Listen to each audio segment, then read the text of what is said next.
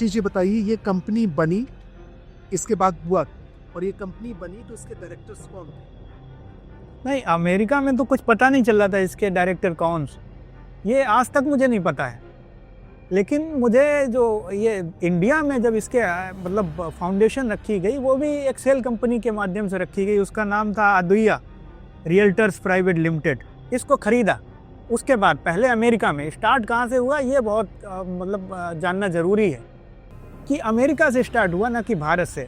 America से start होने के बाद में इंडिया में एक कंपनी को इन्होंने खरीदा, उसका नाम मैंने अभी बताया अद्विया रियल्टर्स प्राइवेट लिमिटेड था। इसका नाम इन्होंने रखा ड्रीम 11 फैंसी प्राइवेट लिमिटेड। पहला काम ये किया। सेकंड काम इन्होंने ये किया कि इसका जो वायलाज था, मेमोरेंडम ऑफ अंडरस्टैंडिंग बोलते हैं, उसको इन्होंने मैनिपुलेट किया, अपनी तरीके से फिर से बनाया, और उसमें इन्होंने कुछ चीज़ें इंक्लूड की।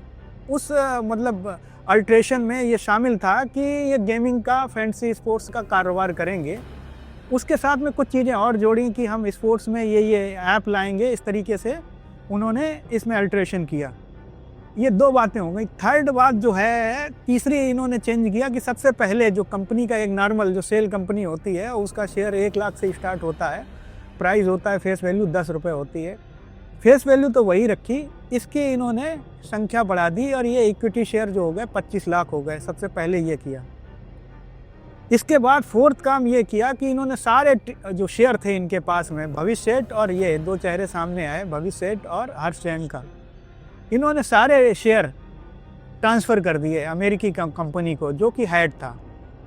तो टेल और हाइड का हमें अभी हाइड का तो पता चल गया, टेल में अभी भी कन्फ्यूजन था कि टेल क्या है।